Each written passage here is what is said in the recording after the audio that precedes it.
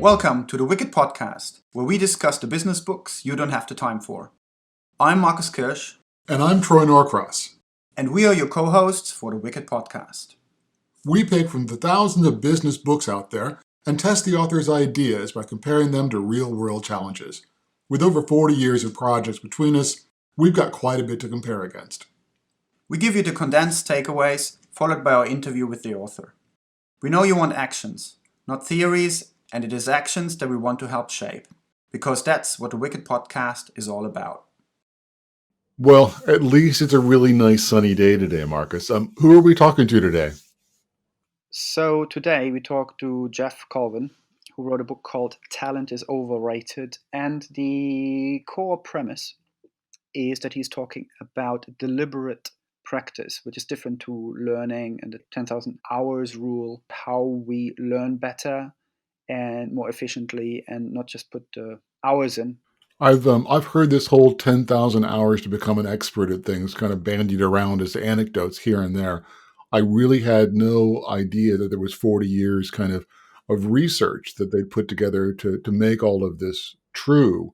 And then some of the great examples in the book kind of brought the whole thing to life. So I thought it was interesting because, and as you say, it's not just 10,000 hours of doing the same thing over and over again. It's the concept of deliberate practice. Exactly. So he starts with debunking the myth of people are born talented with particular talents. The research just doesn't support that myth, which is one big piece. And the other one is about, everyone pretty much has the same ability to get amazingly world-class in something. The question is, are they willing to do it? Are they learning in the right way? Are they set up to that? The general research shows that we're actually all much closer to each other in terms of ability of what we can do in terms of potential, which is an amazing insight because it means that all of us have way more potential than we ever thought we do. And we do. And as individuals, I think that's interesting. What I'm hoping that we get out of our interview today is an inside look at how do these kind of approaches, how does this deliberate practice apply in an enterprise environment? How do we apply this approach to organizations? How can we actually kind of bring it home and not just talk about a single individual who's a concert pianist or an excellent ice skater, but how do you actually kind of bring it back to an organizational level? Exactly. It's just not sustainable that every company in the world, every organization will have world-class people in them. Most can afford them, or it's just not sustainable. So the question is, how much can you actually create a culture or a context within your own organization that whoever you have can learn as much and improve as much as they have the potential to do as an individual or as a group, because we know that group dynamics around that are complex. The part you love is the fact that a lot of it has to do with the ability to fail and fail fast, or having the context that you're allowed to fail. Exactly. Fail is fine as long as you're learning, and fail is fine as long as the leadership in the organization doesn't look at it as something catastrophic, that failure is just part of the innovation process. It's part of the learning process. Exactly. So I think the more you are in a culture, and I liked the references and the tying back to skateboarding, where 1998, 99% of practice is failure, is quite relevant because skateboarding has a culture of failure more than success. So the success is even more amazing because everybody knows that you have to try things 1,000 times till you get it right. And so the culture in that particular sport is in a way that is actually a value, and it is celebrated rather than being pushed away as that's not a value, that's a negative aspect. So Marcus, that was a really great interview. Really loved spending time with Geoff. What did you take away as the big three ideas? as the big three ideas, I would take first and foremost feedback. Feedback matters. Feedback can appear in different forms. Either as a personal reflection of you've just done something, you pushed yourself to something that you weren't familiar with and never tried, or goes beyond your comfort zone, and then you actually have time to reflect on it. That's when you actually start learning and progressing and understanding what you just did, and therefore you can move on to the next big thing. But he used a very express phrasing: frequent, rigorous, honest feedback. And I thought that was really good. The only thing that was missing out of that is how can I turn that into an acronym? Yeah, I guess. Feedback doesn't only exist in an individual, it also exists in a team. So you can reflect by yourself and you can reflect in a team, without rank mattering, where you have plenty of examples from either from designer backgrounds, having design crit, where everyone talks about the idea very openly, or in military, where you have a after action review, where everyone beyond rank can just say what they think worked and didn't. And that's a great way to feedback. This should also happen beyond a team. So you can get at least 3 levels of feedback into an organization as a process. And I think it would be highly, highly valuable to do so. So that's my major takeaway, really, the feedback aspect, because I can see that is one of the biggest characteristics to learning and progressing. Because if you never look at what you did wrong, you're going to repeat that. And a point on the feedback is we need an external source of that feedback that we trust. I'm not 100% sure about that. I think, because internal feedback works, and maybe I'm a bit too introvert for that, I'm a bit too much of an overthinker for that. But for me, it worked quite well to at least step back and spend the extra time on just trying to figure out what I just did. And I think it put me in a lot of situations into, hang on a second, I just actually had thought about it, and I therefore started considering different things that you wouldn't normally do, because you would just move on to the next thing. So you think that self-observation feedback is sufficient? To some extent, yes. I mean, not beyond the team. As an individual, for sure. Okay. Not that you then turn your internal reflection into, I just found something, therefore now the team has to do that. No, you have to get that feedback from the team, and the team reflects themselves as individuals and then as a team. It needs to be collaborative. Let's say no one in a team ever does it. You can still improve yourself on an individual level. So that's nearly 3 in 1. Well, you can just leave it as 3 in 1. That is a big chunky value right then and there. Great stuff. How about you, Troy? What did you make of it? I know it was a bit awkward, but I was really glad I got to put out my hypothesis that we need to reframe as an organization this kind of drudgery and grunt work in such a way that it can indeed be placed and structured as deliberate practice that lays a foundation for long-term greatness. And I think it can be really, really useful to organizations, as he was saying, that have millennials and have Gen Zs, or as we say in the UK, Gen Zs, that this is the way for them to kind of reframe that. The other part of that is to reframe the leadership mindset that says you can't just throw them in the bottom of the mailroom and expect them to do everything. You've got to provide them constant, feedback in such a way that they can indeed grow and learn. So I thought that was probably one of my big takeaways from all of this. For me, I think the second thing was I had heard for a very long time that 10,000 hours of practice is how you're supposed to get to be an expert, but I'd really missed the nuance of deliberate practice and the nuance of not just feedback, but every time you do something, it has to be slightly beyond your ability to do.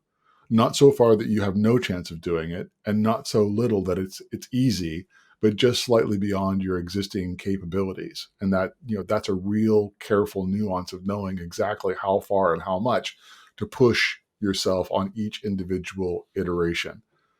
And the third thing is, these are really interesting books, but what I'm finding is, even in my own daily life, in COVID life, I'm finding ways to apply them. So finding interesting that whole discussion about how do you inspire people who have time on their hands to do learning at home in a way that at the end of the time, they didn't just put in a bunch of hours and get nothing. How can you actually maximize the impact and maximize the results of the time that they're putting in? So I liked his COVID insights very much as well. And those are my big three. So yeah, you didn't really call it failure, or you didn't really point out the failure aspect in your three insights. Why is that? So overarching theme for me, as you well know, is I'm always looking at how do we reframe failure in a way that businesses can embrace the positives of not achieving a goal. And I think that we did talk about it very briefly during the interview, but it wasn't one of my big three takeaways because I think I've already got a grasp of that's something we've got to do. My big three takeaways from today were beyond that. What were they specific around with regard to Talent is Overrated, the book, and the time we spent with Geoff? Fair enough, makes sense. No, it's you made really good points. I know it's a bit of your Steckenpferd there, to use that Steckenfeld. term. And tell me, what does that mean? It's a German word for it's a kind of thing you like talking about and focusing on.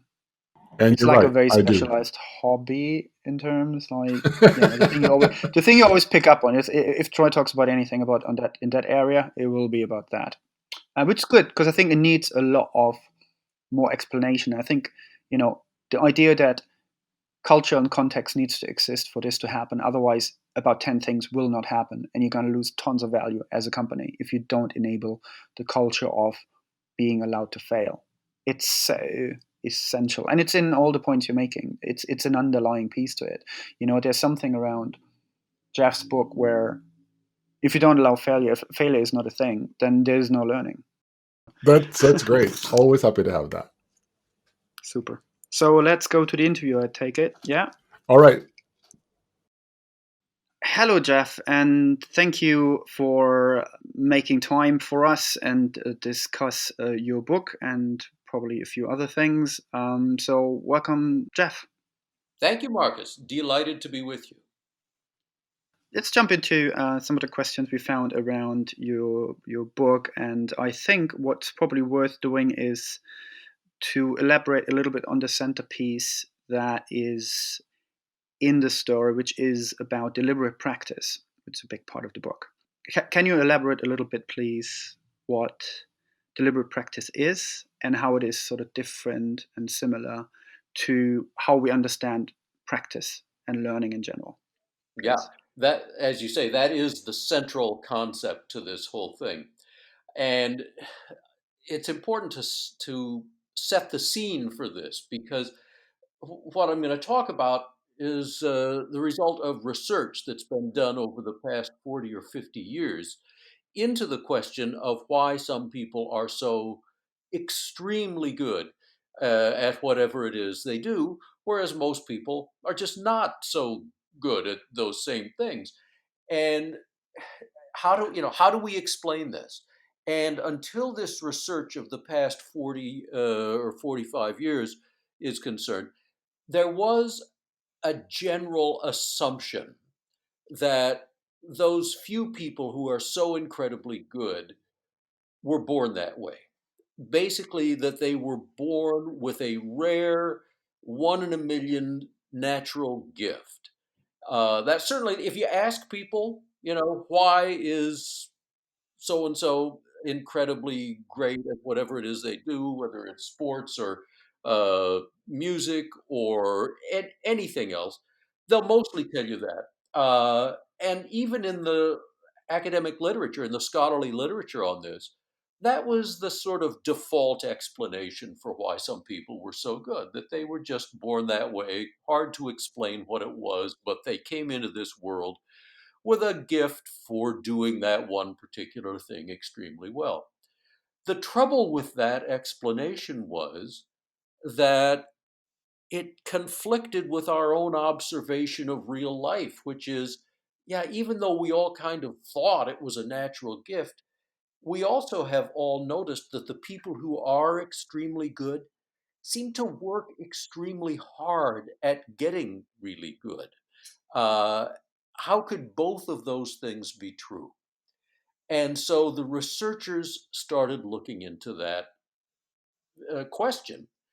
And what they eventually said was, a big problem here is that practice is not very clearly or specifically defined. We all think we know what it means, but maybe we don't all know what it means, or maybe we don't all agree on what it means. So that's the setup for the question you've just asked. Most of us think of practice as something we do when we practice the piano or hitting golf balls or something like that, which is sitting down and doing something, doing exercises of one kind or another, over and over. It's what I do when I practice hitting golf balls, or what I did before I looked into all the research. Uh, we think that, well, you go to the range and you get a bucket of balls and you just start hitting them, and maybe you have some routine for it. You start with the long irons and or with the short irons, and then you move up to the long irons and finally hit the driver and so forth. But if you're like if you're like me or like most people, when you finish that session, you're not really any better than you were when you started. You may feel virtuous, like you did some practicing, but you didn't accomplish much. And so the researchers did a lot of work, and finally, a team of them, a specific team of the researchers, which we can get to, identified what they called deliberate practice. Now, people hear that term and they think it just means practice, but it does not. And that's what this is all about. What the great performers really do is this activity that the researchers called deliberate practice, and it is different from what most people think practice is. Uh, Few elements, they're not complicated, but they're really important. One, it's designed specifically to improve your performance at this moment in your development. That means your practice isn't the same as my practice or anybody else's practice. And furthermore, it isn't the same as your practice was 2 weeks ago. And it's not the same as your practice will be 2 weeks from now, because your ability will change over that period. So that's the first main thing. It's designed specifically for you to improve your performance right now. Second thing is, uh, it is designed, and this is the real heart of it, it is designed to push you just beyond your current ability. It doesn't push you to do things you have no idea how to do, because then you're just lost. You have no idea, and it doesn't get you anyplace. But at the same time, it doesn't let you operate fully within your current abilities, because if you just do that, you never grow. It is constantly pushing you to do things that are just beyond what you can currently do. That's why it always has to be adjusted, because once you learn to do those things, then you have to be pushed again to do the next set of things you can't quite do. So that's the real heart of it. Now there's more. Uh, Typically, it can be repeated a lot. The researchers noticed that the practice activities that were really effective could be repeated at high frequency. You can do them a lot. They didn't know back when they were doing this research that that actually would connect to later findings about the brain. But it turns out that if you do certain things with high repetition over and over, it actually makes physical changes in your brain, having to do with a substance called myelin, which in fact turns out to be something that characterizes all the great performers in every field. But it can be repeated a lot. That turns out to be important. And feedback on the results is continuously available. This just makes sense. You can't get better if you don't know how you're doing. If you're working on something but you don't get any feedback, uh, two things are guaranteed to happen. One, you won't get any better, and two, you'll stop caring because you're not seeing any results. So you have to get feedback continuously. Another finding about it is that it's very demanding mentally. And this applies even to people who are practicing physical things, sports of any kind. You might suppose that the limit on their practice is their physical ability to, hit golf balls or kick football balls, soccer balls, or something, but it isn't. What the great performers consistently say is that what limits their practice ability is the mental fatigue of engaging in the practice. When you're doing this right, it's very demanding mentally. And one other thing uh, that has to be said, this isn't a deliberate practice is an activity that isn't work and it isn't play. It's something in between, and it isn't necessarily fun. It's hard work. All of the great performers emphasize this. It's hard work. It isn't necessarily fun, but it's very, very rewarding because this is what makes them great. So that's a kind of extended answer to your question, but you asked the central question, so I really wanted to explain it. No, that's great, and I think there's actually there's a lot of things I recognized when I did that. Looking at the sports I've done, anything from skateboarding to gymnastics or climbing, which are sometimes very, very complex things to do. They're maybe a bit less Yeah. complex than, let's say, lifting weights. But even oddly enough, even there you find you either see some of those characteristics happening and not happening, and you sometimes hear about it. I remember. I think I was watching a documentary. I think it was back in Arnold Schwarzenegger's Pumping Irons, where he actually described a bit his training process, and he said, he goes into training with a mindset, and therefore he can always do more. He always hits it harder, and he always challenges himself. So and just knowing what you're doing, why you're doing, and therefore observing how you're doing, and breaking it down a bit more, makes even a simple, let's call it a simple activity like lifting weights, quite complex. And you will always do it a bit different, and therefore you're pushing it. Because what he obviously has to do, he has to hit muscles really hard in all different areas so they develop fully as possible. So you can't just do the same thing again and again. It would only go one way, and the rest of it would suffer. So it would not be a holistic approach.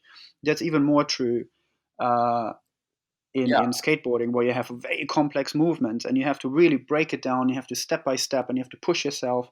And most of the things you do in skateboarding is actually failing. Yeah. So you're trying a lot of different things till you find that one wiggle pass through that gets you to the end and gets the actual result. And the one in the gym, to take another gym story here, is also that I was quite surprised, and it's interesting to see. And I don't know if you go to the gym and you see the same thing. I don't know, Troy, if you've noticed that. So I see two different types of people going to the gym. There's the people who you can see they're working harder on it. They're quite focused, and they look different already. They're quite a bit more about it, and their body builds look different because they're more into it. And then you get the sort of the casual gym goer, and it's not just that their body doesn't look or has the same results, and I don't know if they go more or less, and that's the difference in results. But it's also that you see them checking on their phone every 5 minutes. Hmm. They don't even seem to be actually there and present in the moment when they do what they do. You've made several really important points. One, yeah, you may think that people who are lifting weights, don't really have to focus on it, but you go to the gym and work with weights, and as it happens, I do too. And I have it's so funny because I've had exactly the same experience. When you look around, you do see two different kinds of people. Uh, when it comes to exercising with weights, form is really important. If you don't do it with the right form, you're not getting very much benefit. And you see some people who are just what you said, intensely focused on the form, and other people who are doing the same exercise, supposedly the same exercise, but their form is terrible. They don't either know or they don't care or something, and they're just not getting the benefit. It is always mentally draining to do deliberate practice in a way that's really helping. So can I spin it to a business context? So one of the things that, and it sounds very kind of anecdotal, that a lot of the millennial generation really values lots and lots of training, training, training. They want personal development. They want that to be included as part of their overall compensation package. And equally, we get anecdotal evidence or stories that says, you know what, they really don't want to do the base work. They want to jump right in. They want to be promoted. They want to go, go, go. And I think that there's an opportunity to repackage how we in business, which is both kind of the employee and the business leaders, look at some of the base work that they're doing. So when you spend working as a graphic artist, retouching 1,000 photos, that's not grunt work that you're having to do because it's your first year. That is indeed building the foundation of skills that allows you to be a senior graphic artist somewhere down the line. And if we can reposition this is indeed an opportunity for you to do deliberate practice and actually up your skill, and to provide that feedback, to provide that, challenge just beyond where you are, we could actually reposition that whole thing from negative, you're asking me to do grunt work, to positive, you're actually helping me build the foundation that will launch my career in the future. Well, how do you think that fits? Yes, absolutely. And I can tell you that I hear a lot from people about exactly this. Yes, what you're saying is absolutely true. And people who have been through it, I think, all understand the the truth, the validity of what you're saying. The work you do in the entry level jobs uh, may seem like drudgery, but those who take the right approach to it's just what we were talking about earlier. Those who see it as something that they want to get better at and who focus on the details and are trying to learn, uh, will find when they look back that it was incredibly valuable to them. So, yeah, I think there is a great opportunity to do just what you said. In other words, frame it in a different way and probably uh, rearrange the procedure a little bit. Uh, I mean, I can imagine ways it could be done that would help remind people or show them in the first place that they are actually learning critical skills. And there would probably, one thing about the grunt work that all of us have been through at one point or another is that maybe we weren't getting a lot of feedback on it. Maybe it could be made much more efficient and effective if we did get more feedback on it. And everything we learn about millennials and Gen Z is that they at least say that they crave feedback. So there could be a great opportunity in this. Now, there's another angle to it that I hear a lot from people in different industries, and that is that technology is eliminating a lot of that grunt work. And to some senior people in the businesses, this is a real concern. For example, people at the big global accounting firms have told me that more and more of what they did when they were starting out, which was absolute grunt work, it was just detail, seemed like drudgery, but that's how they learned the business. That's how they learned what really made up the content of the substance of what they did.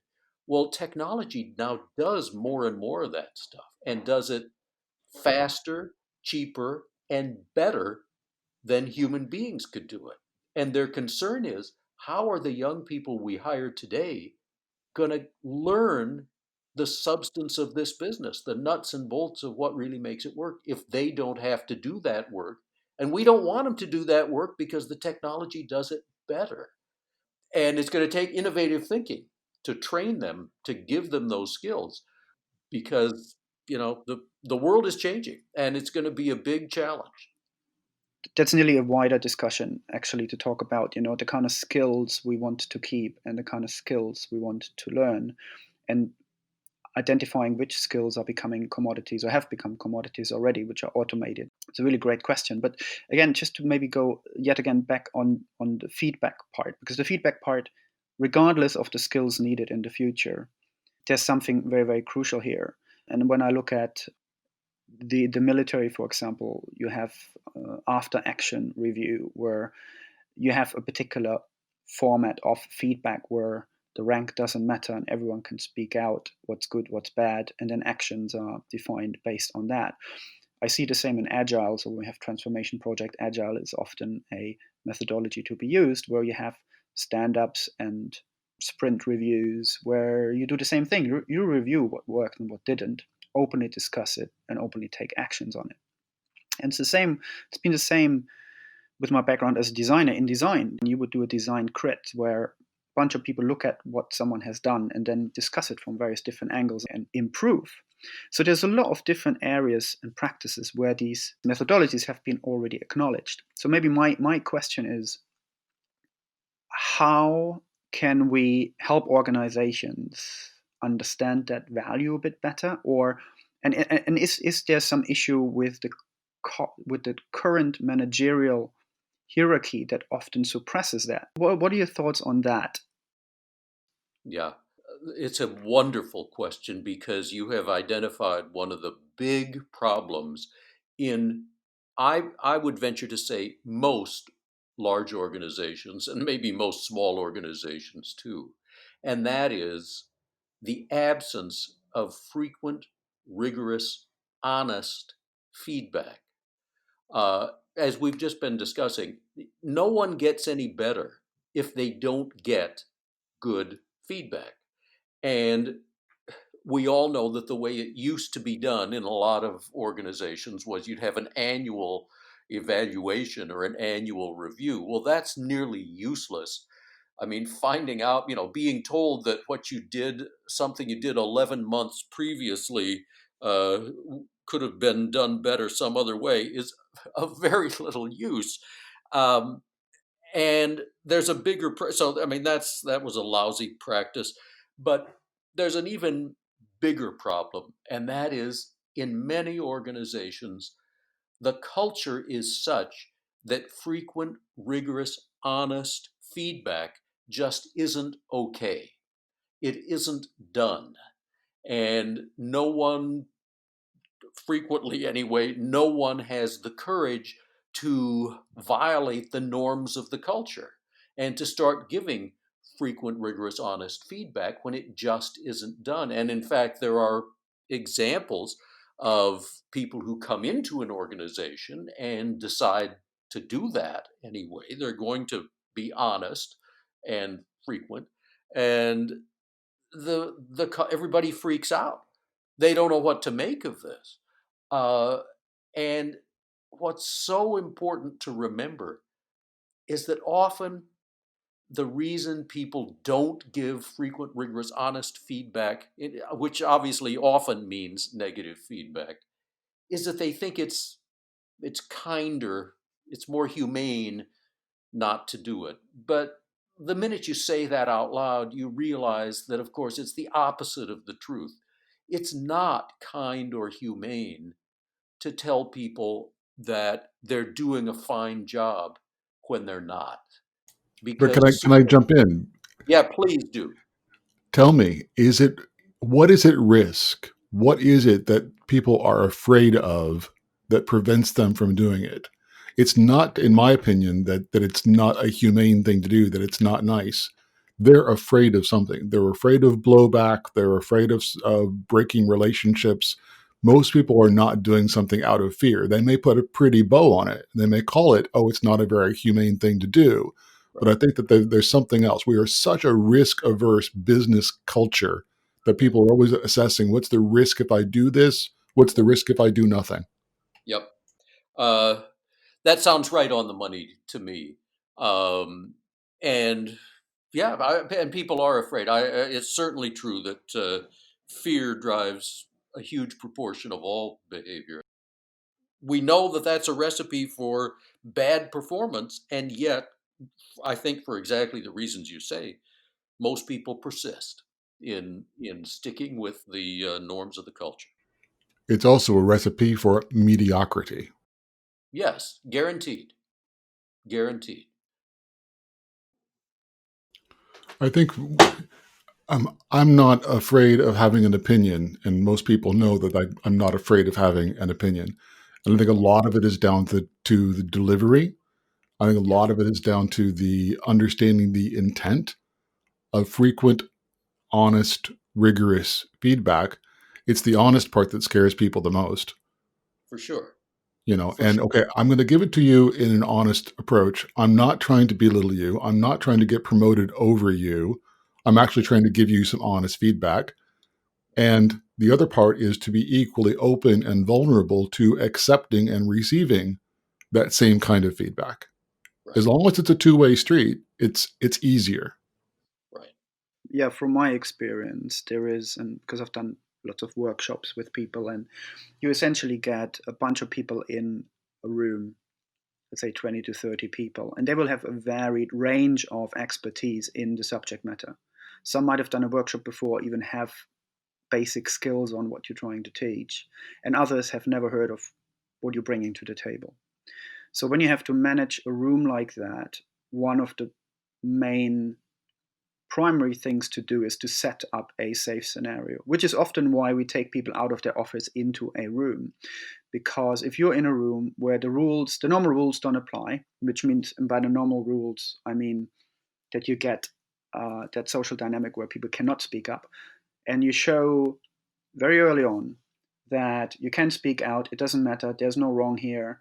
So then that makes things easier. It creates a different kind of dynamic, a different kind of culture, at least temporarily. On top of that, oftentimes I have to actively work on, especially if I look at introverted people who don't have a tendency to speak up, to understand who is like that, and then pick them out and go, I haven't heard anything from you for half an hour. What are your thoughts? It's a piece of work to do that, and I can easily imagine if a team doesn't consciously do that, then they will go with whoever speaks out loudest, whoever is most confident, and the rest of the team will never be heard, and you'll not get the kind of de-risking benefit of a diverse team that you would normally get. It is part of my work in a workshop, not just to teach the things, but actually create the right dynamic in a room in order to get the best out of those sessions, for sure. Yeah, yeah. A great point, uh, and I bet you can do it in those sessions. I bet that over time you can, uh, you know, get people to feel safe about speaking up. Um, it's which is a huge step forward.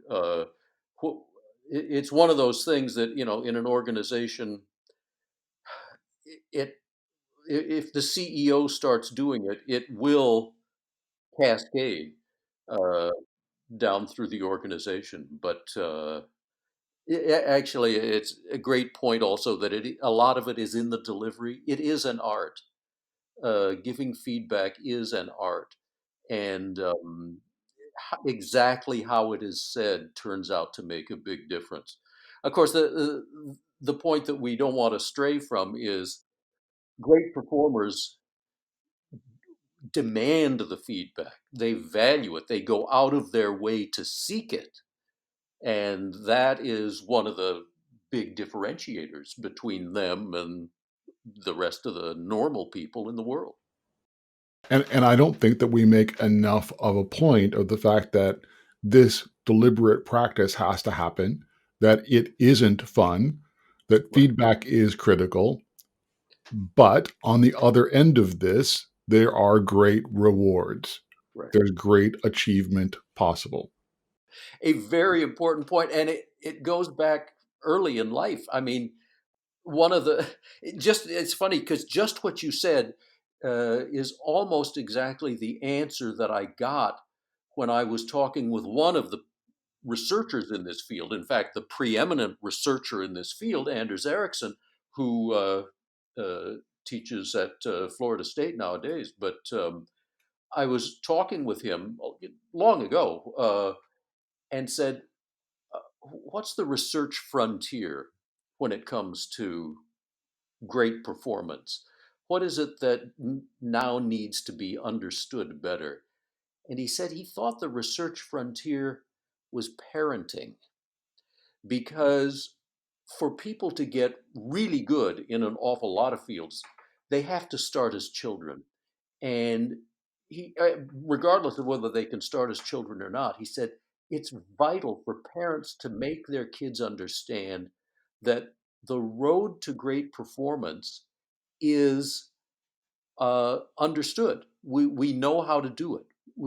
How you get from now to being one of the world's best is understood. We know how this is done, and it's available to you. You can go down that road, but it is a long, hard road, and you can go down it as far as you want, and the rewards are fantastic.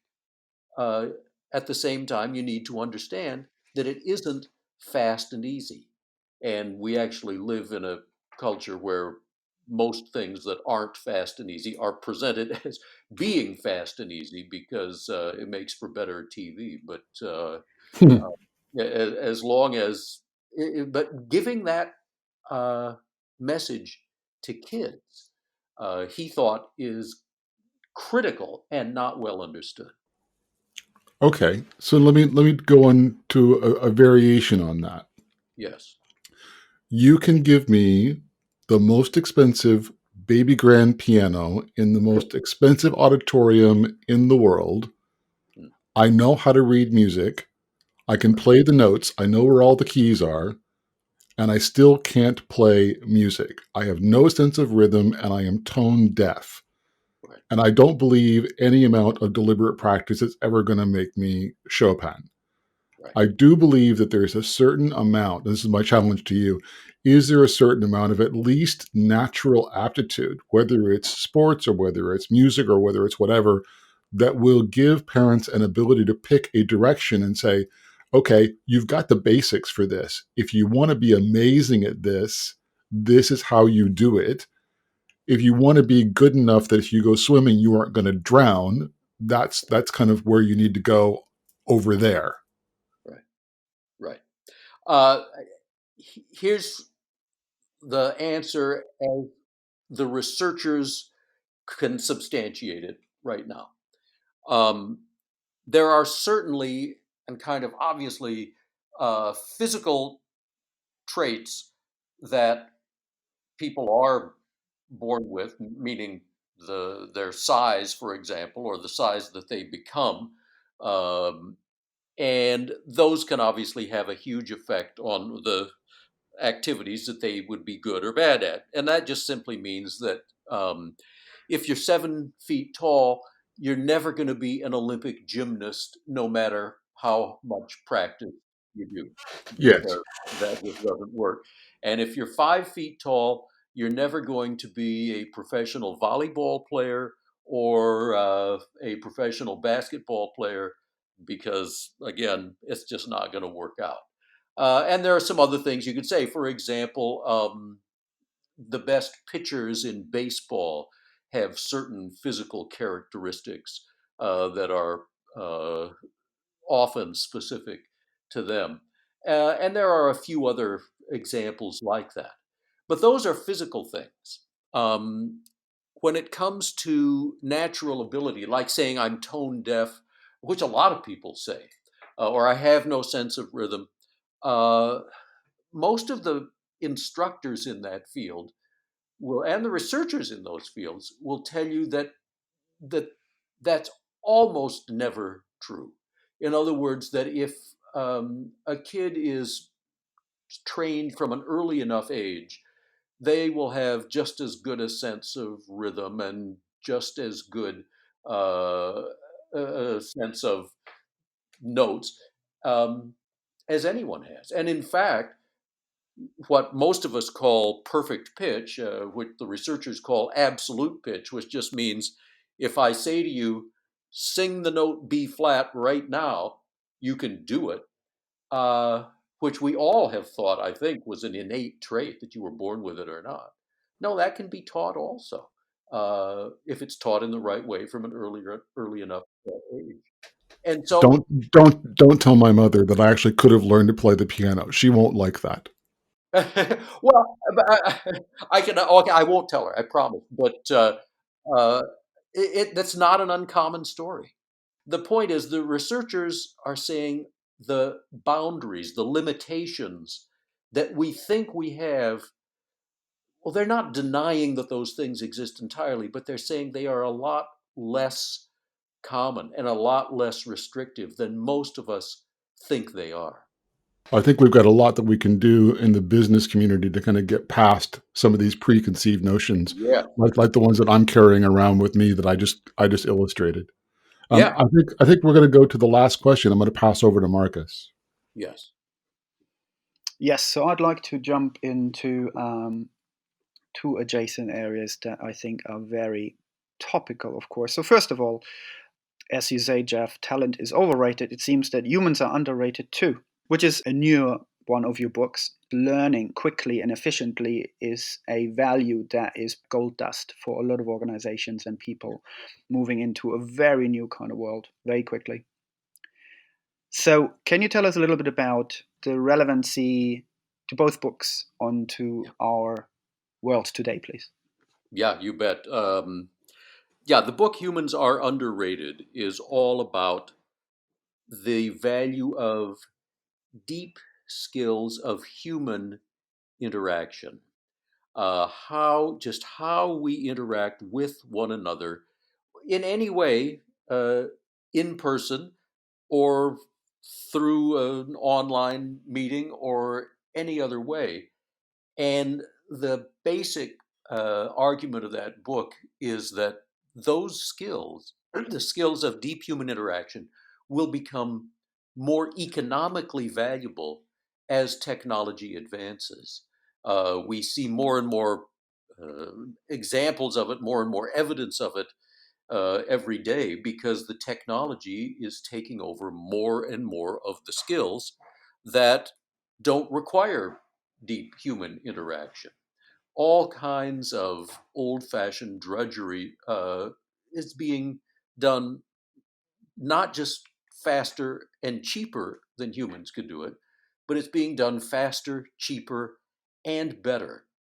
And that includes very high level kinds of work that that things that we never thought technology would take over. Um, that nonetheless, technology is taking over because exactly while you're doing it, it doesn't require any human interaction. For example, surgery. Surgical robots are being developed that are not like today's surgical robots, which aren't really robots, they are power tools that human surgeons use. I'm talking about autonomous surgical robots that will do the surgery completely on their own. In the industry, that is clearly just a matter of time. uh, Progress is being made. Well, you would be astounded what some of these autonomous devices can do already. Um, no one ever thought that a surgeon could be replaced by a machine, but even surgeons have told me that it's going to happen. Lawyers, also, a lot of their work, not in the courtroom, but other work that they do, for which they get paid a lot of money, are being done by computers. For example, the discovery phase of a lawsuit, where somebody has to read these enormous amounts of documents, files, to see what's relevant and what is not. There are now software programs that can read those documents much faster than people, 24 hours a day. They don't get tired.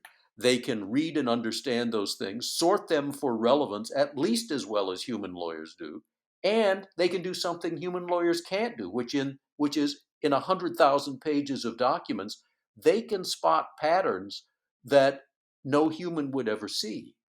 they're doing the work faster, cheaper, and better. So this is just a way of saying more and more what is going to be left to us as humans as a way to create value is going to be the skills of deep human interaction.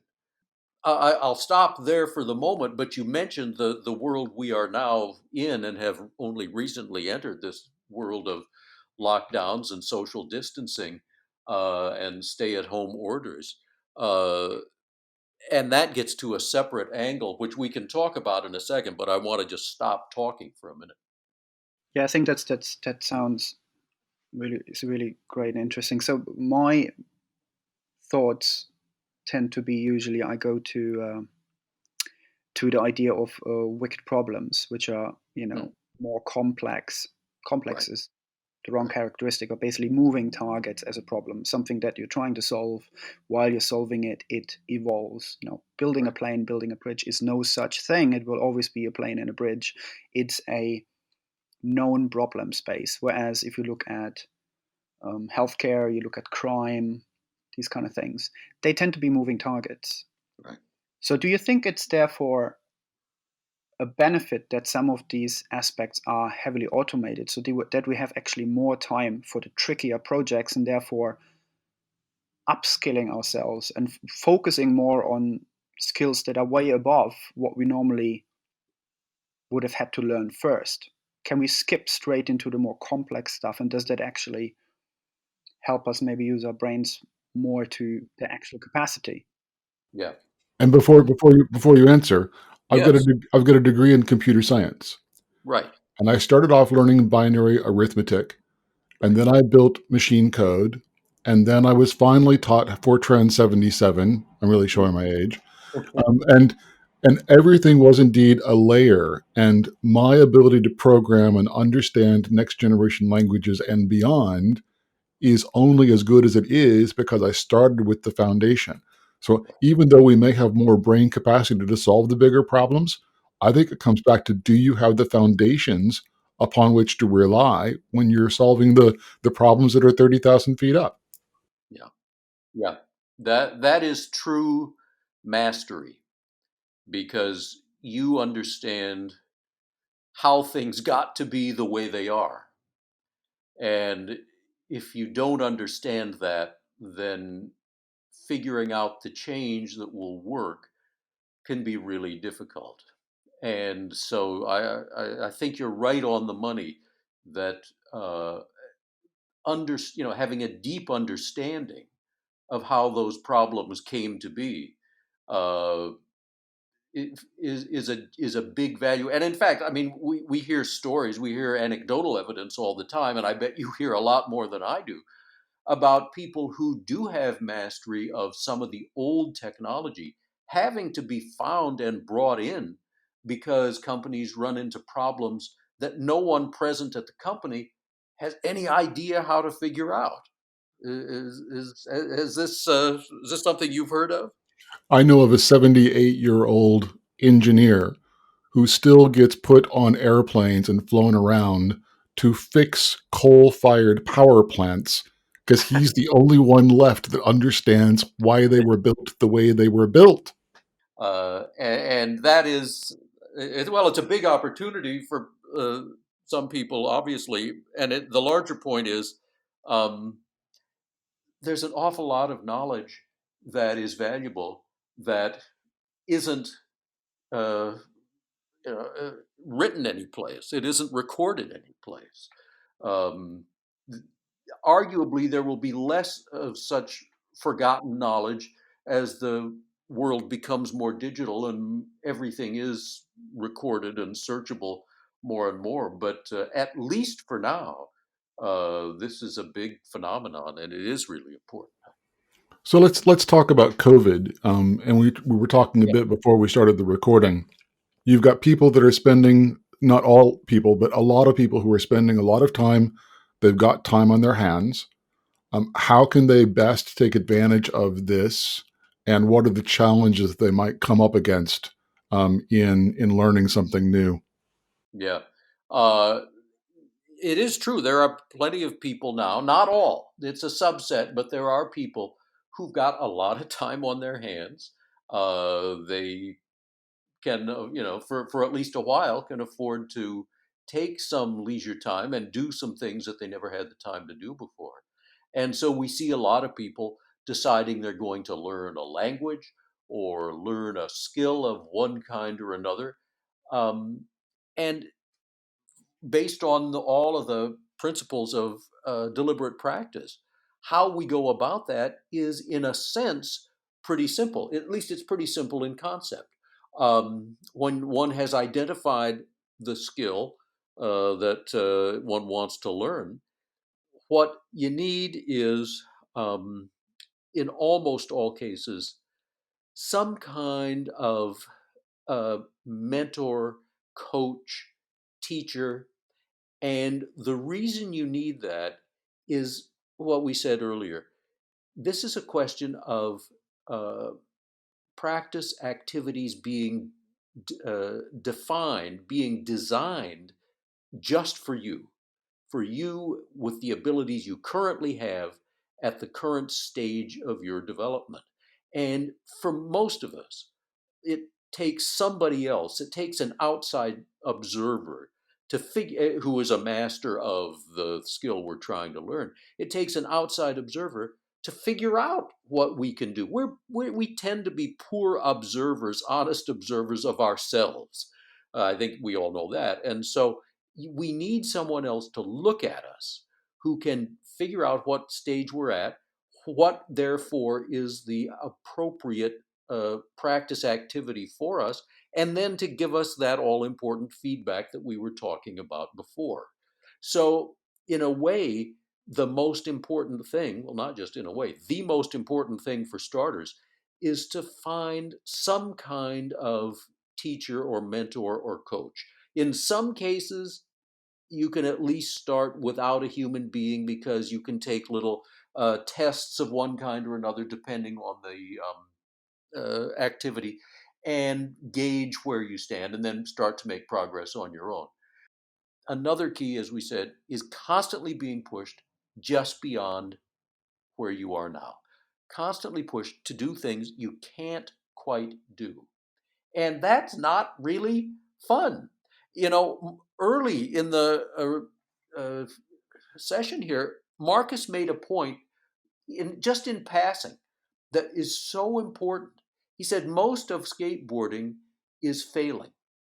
And that is so true of almost everything. Because think about it. If you are constantly being pushed to do things you can't quite do, well, then you're going to fail most of the time that you try to do them. Uh, I did some calculations about an Olympic uh, figure skater, gold medalist Olympic figure skater. And there's research on figure skaters, as there is on practically everybody, saying that the great figure skaters spend most of their time on moves that they can't quite do. Mediocre figure skaters spend most of their time doing things they already know how to do pretty well. And so the great ones are the ones who end up landing on their behind on cold, hard ice most of the time. It's failing and it's not a lot of fun. So we tend to avoid it. We need somebody to push us, to make us do that, because that's the only way we get better. I think the word fail immediately triggers in me the consultant, and I start jumping in on the word fail Yes. because, again, part of innovation is indeed failing and figuring out what doesn't work and the learning process that goes with that. And yet the majority of enterprises, when they get into an innovation program, they say after 2 years, you haven't delivered anything, you haven't moved the needle, you haven't saved anything, no new business ideas, this has been a failure. And then people get fired and they're completely afraid of failing. And even people on innovation teams are afraid of trying new things because they might fail and then they're going to be judged. And I think, again, it's positioning failure as incremental learning moving towards mastery as adding incremental value, sometimes value you cannot put onto the FD's spreadsheet. But that's one of those things that I think from a business perspective, we constantly are fighting against, especially in innovation. Fits exactly with my experience too. Thanks for bringing the skateboarding up again. Skateboard videos always have a section of slams and bails, which basically is the terminology for someone messing up, failing, and falling pretty badly at times. Sometimes funnily and sometimes very badly. And the internet's full of those. Back in the VHS tape days, so here I'm showing my age now, is that on every skateboard video, you would have a section of 5-10 minutes that is just those. They are basically the blooper. It's the blooper reel of skateboarding. It's just that the damage is harsher than in any movie or TV recording scenario, of course. But it's celebrated. So the interesting aspect there is really that it's part of the culture.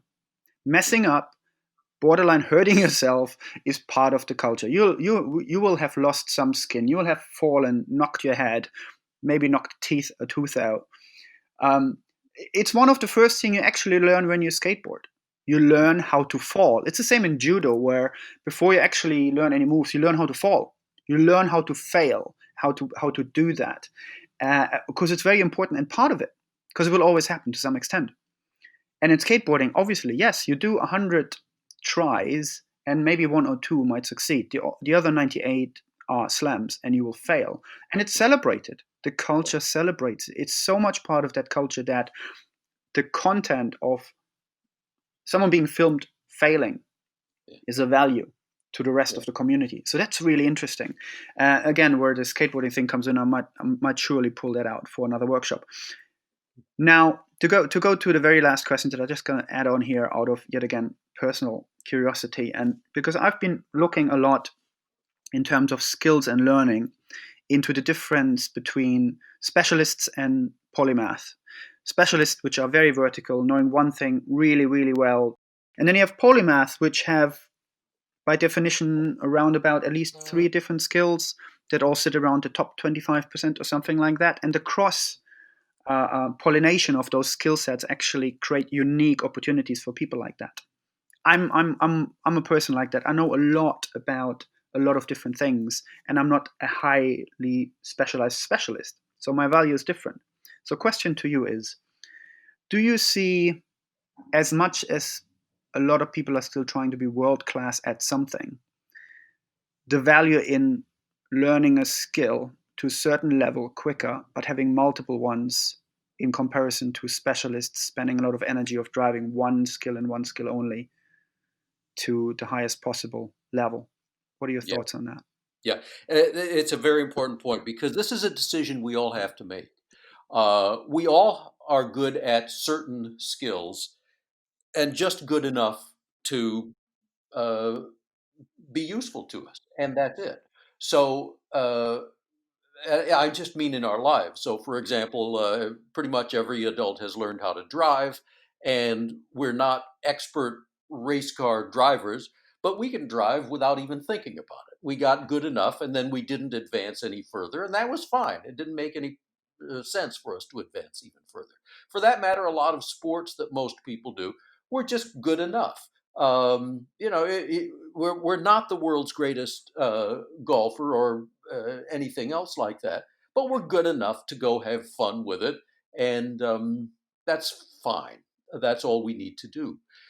At the same time, what are you going to be? And that's valuable, right? And even in work, having some knowledge, some skills that you're not world class at, that's still valuable because it gives you a perspective uh, into other parts of the business. You understand the whole much better because you have some of the skills that are involved across the enterprise, let's say, or even more broadly than that. The question that we all have to answer for ourselves, and it's strictly for ourselves, is at what thing do we want to be really, really good, and how far down that road do we want to go? That's really what it comes down to because we know the road to world class great performance. We know how to get there now. The research has shown it. The question is, how far down that road do we want to go? Because when you look at the people who have gone as far as possible, the world's greatest musicians or athletes, they have often had to sacrifice a huge amount in the rest of their lives. Sometimes they've had to sacrifice relationships and other things that are extremely valuable. Their life can, in some sense, be very narrow. They are so totally focused on this one thing. And it may be that a lot of us, even though we know how to get there, we don't want to get there. We want to have a life. That's fine. That's a perfect, you're allowed to say that. It's a perfectly legitimate answer. But we have to face it, and ideally really face it explicitly, consciously. Say, how far down this road do I want to go? There will always be world-class great performers. And there will always be value to having what you were describing, a wide sense of knowledge and skills, that aren't specifically related to just one thing. There's no good or bad. There's no best or worst, but it is a decision. And if we make that decision consciously, being honest only with ourselves, because that's all that matters, that's important. And I think that word conscious is the real key. I mean, a lot of people are perfectly happy being a leaf on the stream, letting the stream take them. Yeah. I think other people are consciously, actively, assertively, making defined choices. And neither one is right or wrong over the other, but they're two different approaches. And if we're going to pick one thing to be good at, let's not sleepwalk into it. Let's pick it. I think it's a really great, positive final statement to make, whatever the new scenario will be. Geoff, it's really lovely talking to you. It's very inspiring. And at this point, I'll just thank you again for your time and for your answers and for the great conversation we had. Thank you. Marcus, Troy, this was a great discussion. I really appreciate it. I enjoyed it very much. Thank you for the opportunity. Thank you for listening to the Wicked Podcast, where we read the business books you don't have the time for. You can find all relevant links and a way to contact us in the description. And please like, share, and subscribe, and we hope we see you next time.